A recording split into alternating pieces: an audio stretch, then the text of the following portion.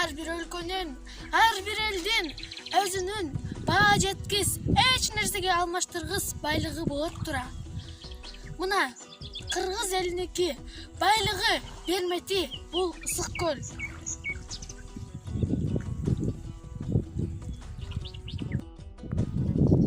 Ысык көлүбүз Ала Тоо арасында жайгашкан.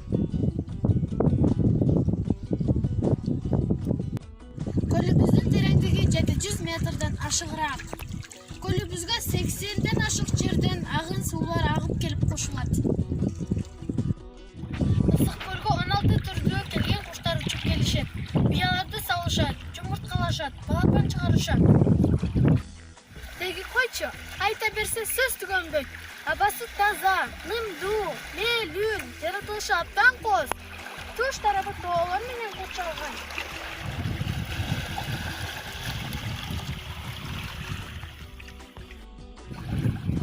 Ысык көл кээде тынчта, кээде толкун.